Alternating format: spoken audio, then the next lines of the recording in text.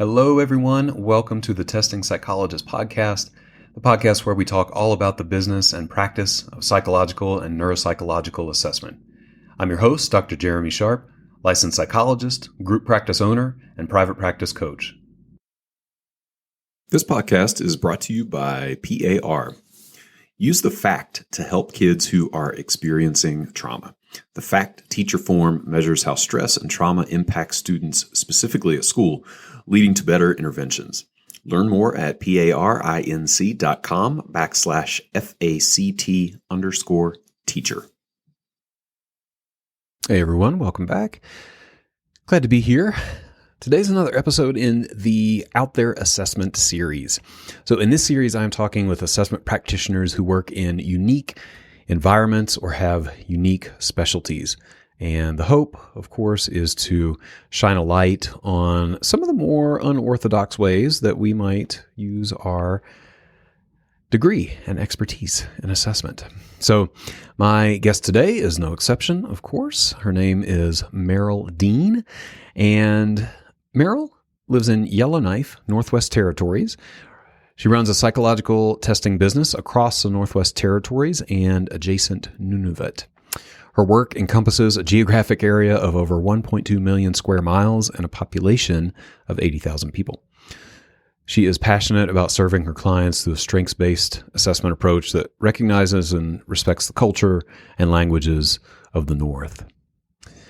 Again, a wonderful conversation with Merril, just like all of my Out There Assessment guests. But I really enjoyed this one, just in particular because of the remote nature of her work. And you'll notice in the conversation, we do spend a little bit of time just defining the geographic aspects of her job and what it means to fly to, for your commute for most all of your assessments. And many other aspects. This was a fabulous conversation. I really enjoyed it, and I hope that you do too. So let's get to my conversation with Merril Dean.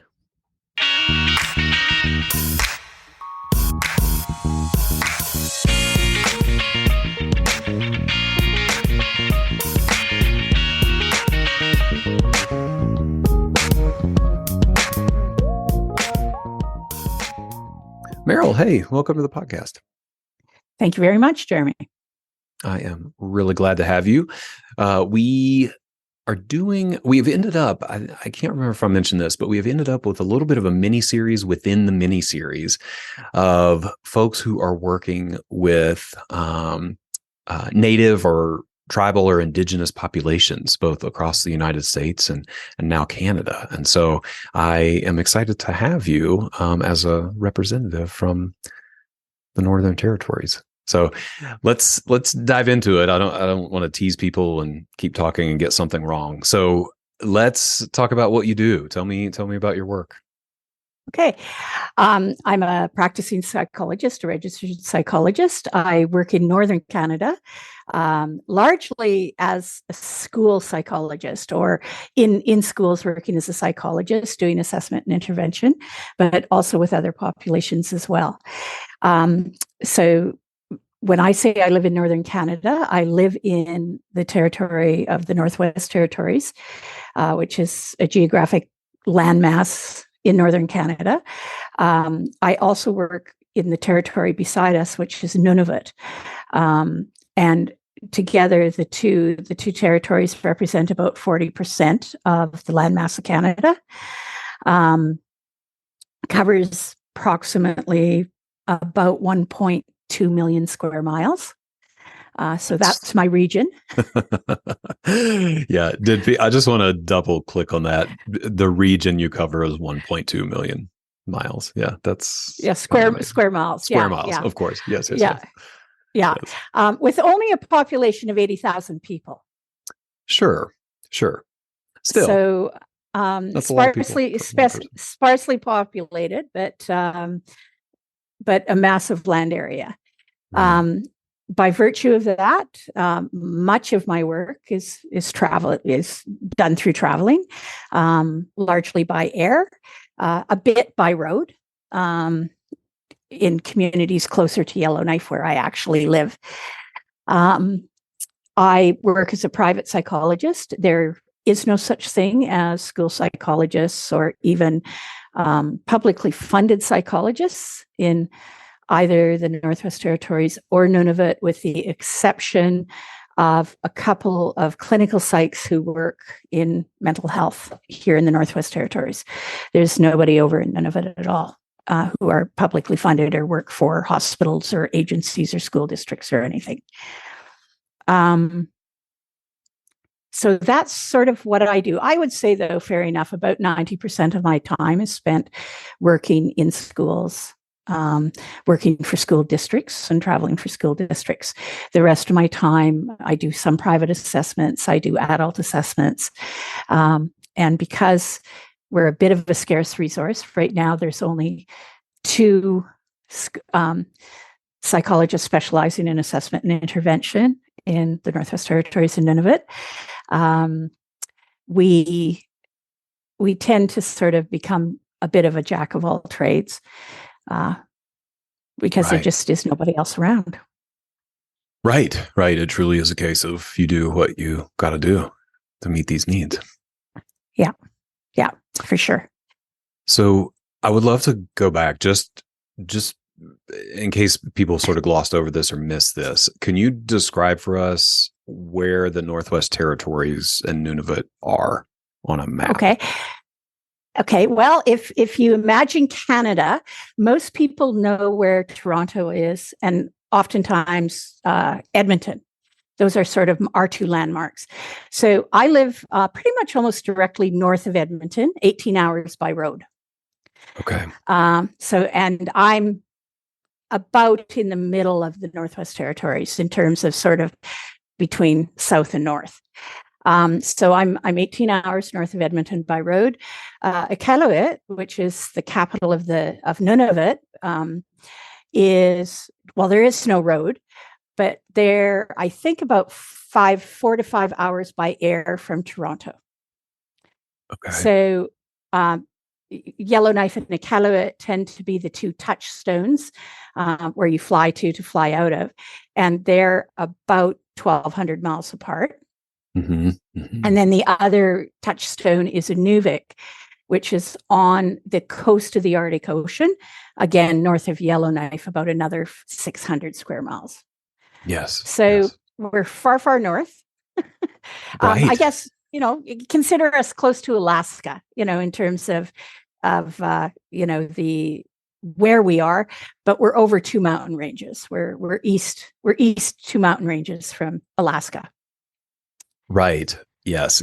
Thank you for indulging that. I don't know if I shared this during our pre-podcast chat. I couldn't have, because I hadn't totally done it. But, I spent a lot of time looking at the map after we got off of our pre-podcast chat. I have a little bit of a map thing, like a special interest with maps and traveling and distance and things like that.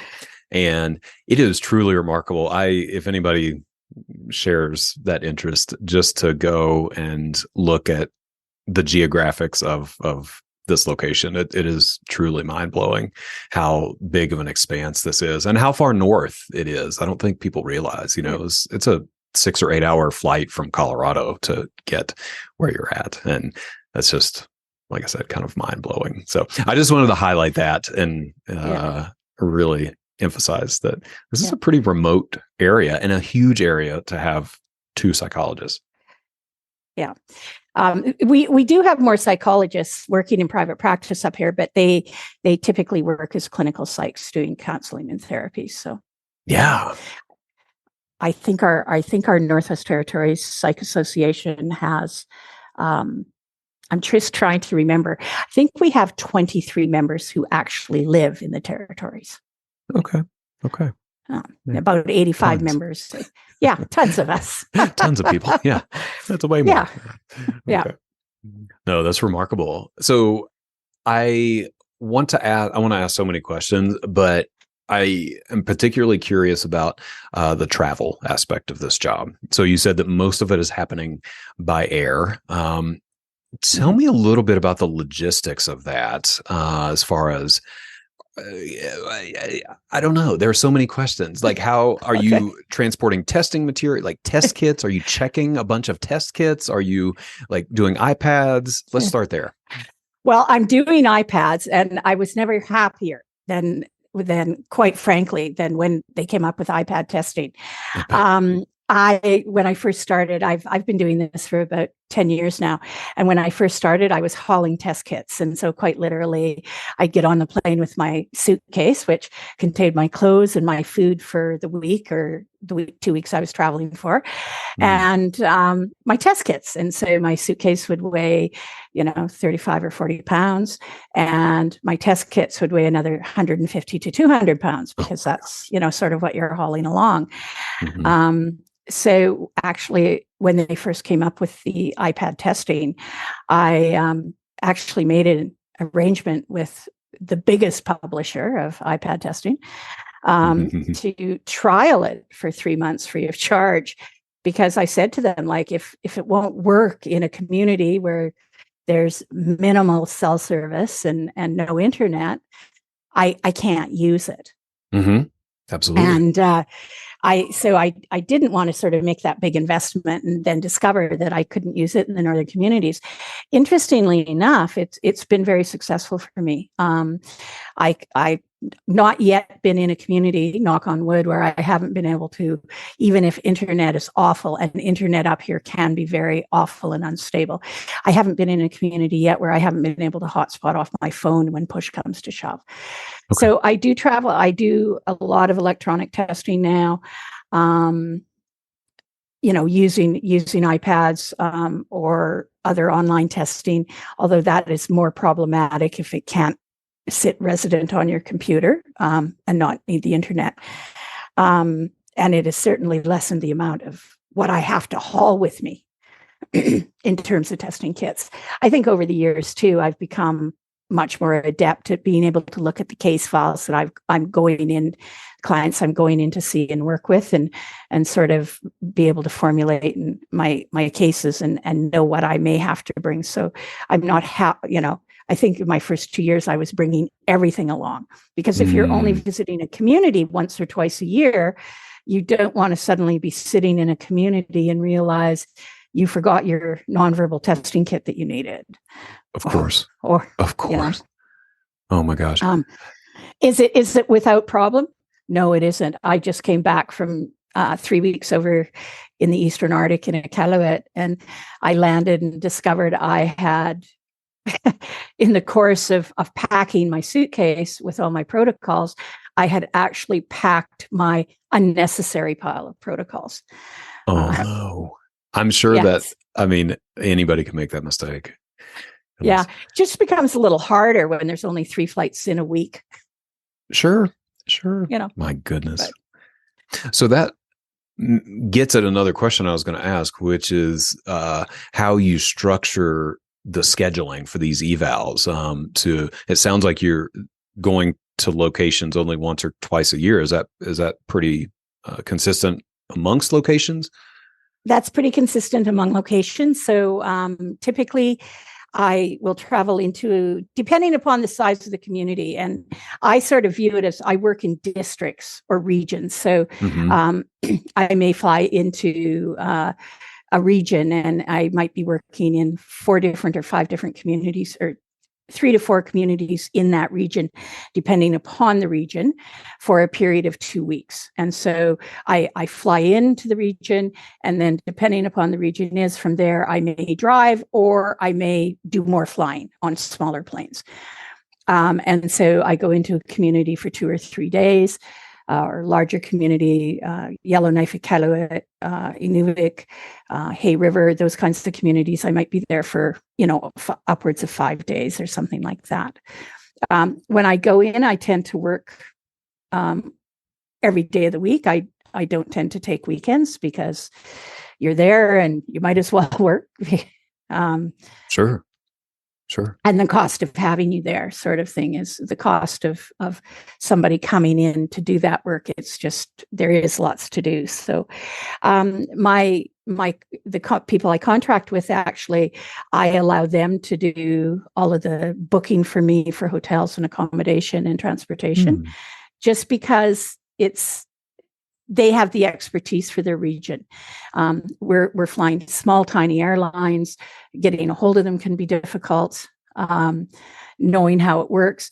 Many of the communities I stay in don't have, quote, official hotels and things like that. So they know who's running the bed and breakfasts and where the accommodations are available and things. It's more difficult to find them just going on Google or something. So I really do rely on sort of the local regions to provide that expertise for accommodations and things like that. Yeah, it sounds like the relationships with each of these regions and the folks there are incredibly important. It is. And it's interesting because, I started, we talk about the massive area we are, and it's true, but population wise, we're very small. And so I've been in the North for 36 years, living in the capital city here in Yellowknife in the Northwest Territories. And because previous to this, I was in education and teaching, as was my spouse. And we are a center for families coming in for all different kinds of services. There's not a community. There's not been a community that I've traveled to that I've not come across people I know, either former students, or the children of former students, or people we've worked with, who've been in Yellowknife for short periods of time. And so relationship is important and you can build it, but it's a very interesting or a very different kind of situation, I think, than the phenomena of sort of the practice of urban psychology and that whole concept of dual and multiple relationships. I find certainly working in the North, and I think in part working with Indigenous communities where the family story is so important, that one of the things, that the formal practice of psychology, particularly in the area of clinical psychology, but of, you don't share, you make sure that you're this,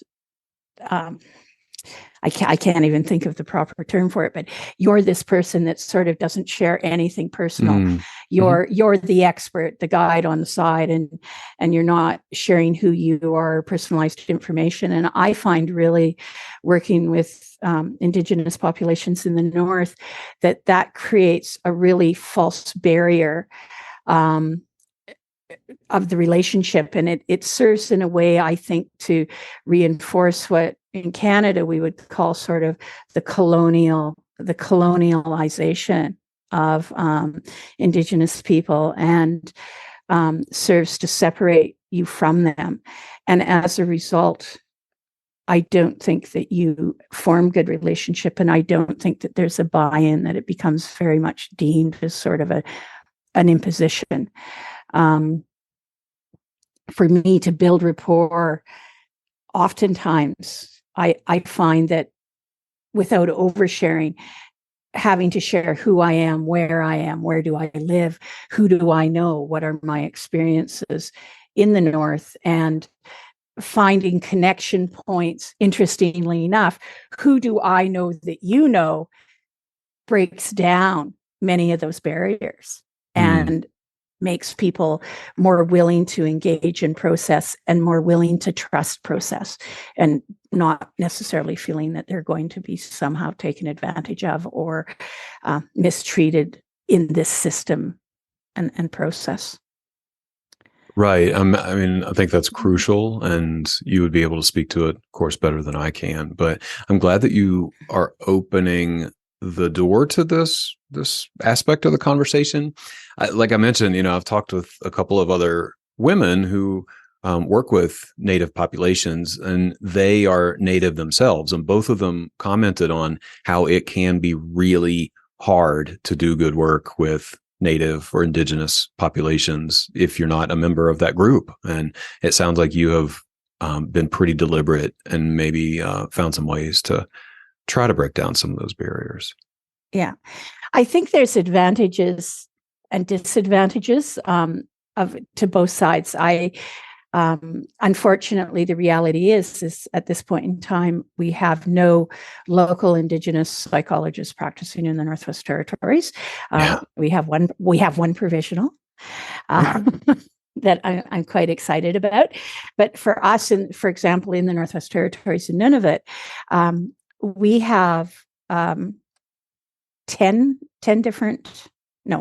different tribal groupings, Indigenous groupings, all with their own languages, all with their own cultures. And then within it, then even as you go into communities, you're finding differences between those communities, in terms of culture and language and custom. And so, it would be very difficult, I think, to even dream of the possibility of a day where every community would be able to have a psychologist who's familiar with their culture and situation. Sure. But the flip of it is, and I've watched it in education here in the North, where sometimes it's very hard to come back to your community as, quote, the expert or the psychologist too. So I think in part, some of it becomes more about building that relationship and establishing trust. When I first went into some of the smaller communities, my first year, I think very much I was this, quote, Southerner, or, the person from Yellowknife or whoever. And that was the viewpoint that people in the community took, when I was sort of like that bad penny and kept coming back, twice a year, 3 times a year, phoning them in between times, and they discovered, running into them when they were here in town at Fatburger or wherever, having a hamburger and, saying hello, they suddenly realized that it formed sort of a different status of relationship. And I think it was about my 3rd year, I was in a small airport in a northern community. Population of the town was about 300 people. And a woman came up to me, and I'm fairly noticeable. I'm older. I walk with a cane. I'm fairly large. And so I'm not sort of the typical person you see traveling through a small community. Yep. And a woman came up to me in the airport and she says, "Hey, are you that psychologist lady?" I said, didn't even know my name. "Are you that psychologist lady?" And I said, "Yeah, as a matter of fact, I am." "Oh, well, are you here? You're here to work." And I said, "Well, actually, I'm on my way out." "Oh, where are you going?" And so I told her the next community I was flying to. "Oh, good. I have a cousin there. They were talking about needing to maybe see you because we were talking about the work you were doing here. I'll call them." And okay, fine, great, whatever. And by the time I actually got into that next community, which was probably about 7 hours later, the cousin had already been to the school to say to the principal, "Hey, I understand that psychologist lady is coming back here. I want my child to see them." That's amazing. So at that point, I thought, okay, this persistence of coming back and being here and being open and being flexible is really, really quite important. And it helped relationship in that regard. That's a great story. Yeah. Like you're sort of singularly known, that psychologist in the territory. That's great. Yeah. Before we pivot, and I want to ask, of course, what you love and maybe don't love about this kind of work, but I feel like I have to ask about the travel and the planes. So I looked up some pictures of the airport at Yellowknife, and it seems like there are a lot of tiny planes, some big planes, but a lot of snow. And as someone who is not the most comfortable flyer, and I'm just personally curious how you work with this. Had you ever had to deal with any kind of anxiety about being on like prop planes or flying in bad weather, or how do we tackle this? Let's take a break to hear from our featured partner. Kids are experiencing trauma like never before. The Pfeiffer Assessment of Childhood Trauma, or FACT, helps them by measuring how stress and trauma are impacting students in a school-based setting. Currently available is the teacher form, which uses teacher ratings to give school psychologists the information they need to formulate better interventions. Learn more at parinc.com/FACT_teacher. All right, let's get back to the podcast. Oh, it's funny, when I first started doing this job, I had originally said I wouldn't travel on planes because I also don't like flying. I had a previous job in a previous career, 45 years ago, where I did do flying in small planes and had some incidents that made me sort of re-examine my position on small plane flying, at which point I quit doing that. And so going into this position, when I first started my private practice, I had said to people I would do only on-road communities I could drive to. And some good friends who I'd worked with in education came back to me and said, Merril, you've said you want to do this work for Northern kids. If you're refusing to fly, then you're refusing to provide service for a good portion of our population. And essentially they guilt tripped me into it. There's no other way to describe what they did. So I agreed that I would give it a shot. I would at least give it a shot, because it had been maybe, 25 years since I'd been on a small plane. So my first trip out on a small plane, I got to the airport, to the terminal building for the small airline. I looked out the door and I saw out the window and I saw this tiny little Cessna. And I looked at it and I thought about the testing bags and the kits, because at that point I was still hauling all my kits. Mm-hmm. And I thought, my kits are bigger than that airplane. I swear, my kits are bigger than that airplane. And I suspect that between me and my kits, I weigh more than that airplane. I can't do this. And I quite literally got sick to my stomach. I went into the bathroom and threw up. And I thought, I've got to phone and tell them I can't come. I don't know. Do I go see my doctor and talk about medication so I can get on a plane or something? I came out the window. Looked out the window, and there were two people getting onto the Cessna and flying off. It wasn't my plane. Oh my! And God. I just sort of went, thank God, it wasn't for me. And the next plane that came, that they brought over, was a little 8-passenger caravan. And I looked at this plane and I thought, it looks huge. Okay. It's way better. It's way better. It's all relative. It's all relevant. And so, I got on the plane and I made it, and it was okay. And generally speaking, that seemed to get me over the hump. The smallest planes I've flown on are like Twin Otters that, typically take, they might take upwards of 12 passengers. Caravans, I've not had to fly anything smaller than, like an 8-passenger plane. So, now sometimes it's me and the groceries for the store, for the community for the week in the plane. That's it. I, have lots of pictures of me sort of sharing my seat with the salads that people will be eating that night in the community, or whatever food they're bringing in. A few pictures, of sitting beside the door on the plane, and you can actually see out, cracks. One actually appeared in my Facebook memories the other day from about 5 years ago, and it was on a Twin Otter flying somewhere, and some of the seal had gone away. And I remember posting before I left, is this plane really safe to be on? And a pilot friend responded, oh yeah, it's a Twin Otter, absolutely no problem.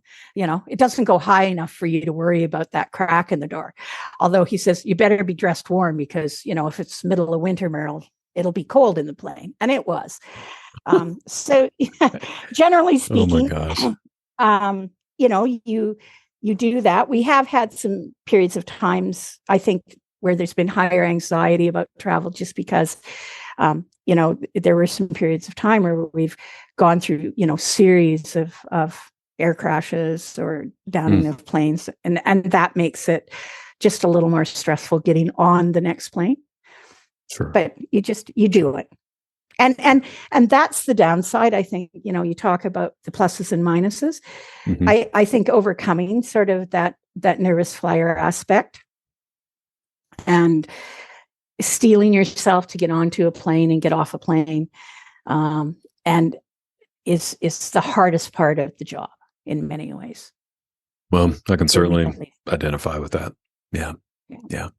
Yeah. That was one of the first things I thought of when you described what you do. I thought, oh my gosh, what would that be like to do so much flying on these tiny planes? Yeah. I communicate sometimes with a school psychologist over in Alaska, and we share a lot of the same types of experiences, but it's interesting. She talks about standing out on the tarmac waiting for a plane to come. And I have to say, every community I fly into actually has an airport building. But apparently in Alaska, some of them just have airstrips and no airport buildings. Sure. So, relatively speaking, I've got it good. Nice. Well, yeah, let me ask, how did you end up in this work setting? Was it purposeful? Did you go out searching, saying, I want to be the only psychologist in the Northwest Territories? How did you end up here? I actually started my career in the North as an educator. And so my husband and I came north for an adventure for a year or two. He was also an educator. I actually finished my education degree while I was up here. And I taught in the system for many years. I went into administration, became a principal, and then became a regional inclusive schooling coordinator. So I worked for a school district working on inclusionary education, which is essentially our special education equivalency. And I became, well, first of all, I'm a bit of a perpetual student anyway, but it bothered me that I felt we were spending a lot of money bringing psychologists up north to test our kids. And despite the fact that they were excellent psychologists, they really didn't have an understanding of what our students' life's experiences and our education system were up here, because it's not the system they work in. And so I made a decision to go back to school and become a psychologist, which is what I did. So at 50, I went back to school and did a psych degree. I worked for my own district for a couple of years after that in inclusive education as their coordinator, and also did their testing and things. And then decided, as my husband retired, that I would see if I could set up a private practice and just work, do a small number of assessments a year. And we would semi-retire. And in the middle of the cold winter, we would head south to Arizona or somewhere warm, That sounds and great. get out of the minus 40. I didn't think that clearly through. Obviously, if you think about it, school is between September and June, and so our winter is November to April, and of course that's when they need people who specialize in school assessments and educational assessments. So I didn't clearly think that through, but. That's so I set up a private business doing this form of work, thinking that I might, do 30, 40 assessments a year. And I do considerably more than that. Gosh, yeah. I want to touch, since you brought that up, it made me think just briefly about the financial structure. It sounds like, I'm guessing these sites pay for your travel, pay for your hotel. All of that is included, and of course for the evaluation and the time. Is that fair? Yeah, and that's how it works. Yeah, sure. So it's all private. It's all privately paid or funded by the districts, or either private assessment. In Canada, I know in the States, and I'm constantly sort of puzzled by some of the insurance things that happen in the States, but essentially. Essentially, where I am in Canada, people who have private health insurance can access it for psychological services, including testing. But not, many people here don't have private insurance because we have universal health care. But universal health care does not cover psychological assessment. And in most provinces also doesn't cover private clinical psychology. So only if you have sort of the additional funding for it. And so I know in the States, for example, Medicare will cover assessments for some students within the school system. Or some types of assessment, I think is maybe what my understanding of it is. But there's none of that up here. So it's all funded through, if I'm working for a school district, it's funded through the school district. And their inclusive schooling dollars, part of those are budgeted for assessment if necessary. Sure. Great. And because the education system in our two territories are fully inclusionary as well, it's an interesting situation because you don't need diagnosis to get services. And so it forms a different kind of need for assessment. So I'm not assessing kids to get diagnoses. I do diagnoses, and I provide diagnoses if there's diagnosis there to have happen. But really, typically, assessment is more done because the kids are head scratchers. The school is saying, we don't know how best to support this student. This is what we've tried. This is what we're trying to do. It's not working. Can you come and give us more insight into how to help the student? And honestly, they don't care if there's a diagnosis or not. They want the help to provide best services. Gotcha. It's a nice model. Yeah, it's an interesting model. It provides for a very different kind of. I think talking to psychologists and particularly people who work in school psychology or educational psychology, it's a very different kind of approach, and it allows you very much, I think, to practice from a much more strengths-based perspective. Sure, which is also really important, I think, too, when you're working with a population that has significant culture and language differences from the basis of all these norm-based tests we use, right? Like there are no standardized tests that are translated into Inuvialuktun or Plicho or South Slave Dene, or there simply aren't, and many of our students and many more of our adults, particularly like in the Indigenous populations, are English language learners or English second dialect learners and speakers. And so, there's many sort of contributing factors then to looking at what is weighing into the problems the child is facing or an individual is facing. Sure. Yeah. Well, I know we could do a whole other podcast just on that particular topic, but I appreciate you touching on it. I wanted to start to wrap up just by asking if there are any resources or recommendations. If someone out there is listening and saying, I would love to be the third psychologist in the Northwest Territory and Nunavut, how might I do that? Reach out, contact me, or contact Shayla, the other psychologist out here.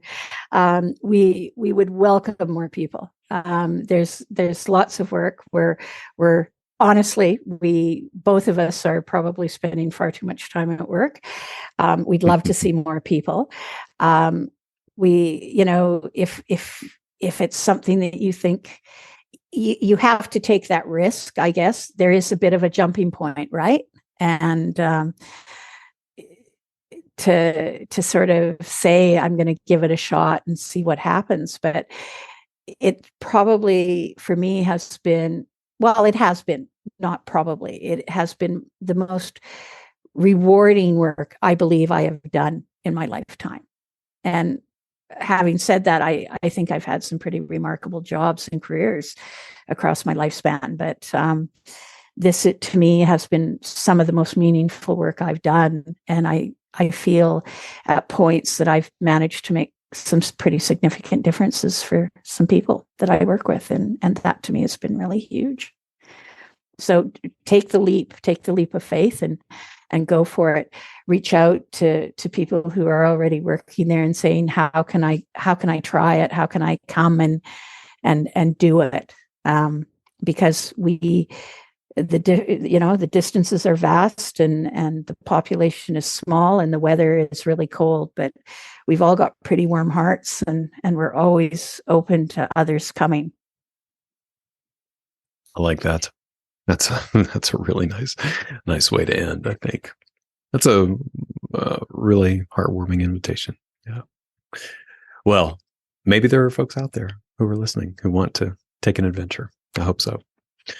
I really appreciate you being here. Thank you for talking through what you do. This is truly fascinating, and it sounds like you're doing some really meaningful work. Okay. Thank you very much, Jeremy. All right, y'all. Thank you so much for tuning into this episode.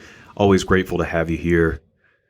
I hope that you take away some information that you can implement in your practice and in your life. Any resources that we mentioned during the episode will be listed in the show notes, so make sure to check those out. If you like what you hear on the podcast, I would be so grateful if you left a review on iTunes or Spotify or wherever you listen to your podcasts. And if you're a practice owner or aspiring practice owner, I'd invite you to check out the Testing Psychologist mastermind groups. I have mastermind groups at every stage of practice development: beginner, intermediate, and advanced. We have homework, we have accountability, we have support, we have resources. These groups are amazing. We do a lot of work and a lot of connecting. If that sounds interesting to you, you can check out the details at thetestingpsychologist.com/consulting. You can sign up for a pre-group phone call, and we will chat and figure out if a group could be a good fit for you. Thanks so much.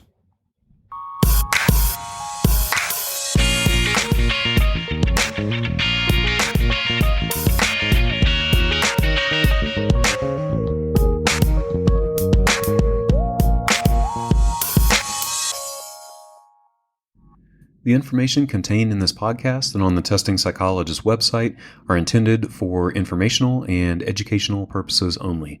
Nothing in this podcast or on the website is intended to be a substitute for professional psychological, psychiatric, or medical advice, diagnosis, or treatment. Please note that no doctor-patient relationship is formed here, and similarly, no supervisory or consultative relationship is formed between the host or guests of this podcast and listeners of this podcast. If you need the qualified advice of any mental health practitioner or medical provider, please seek one in your area.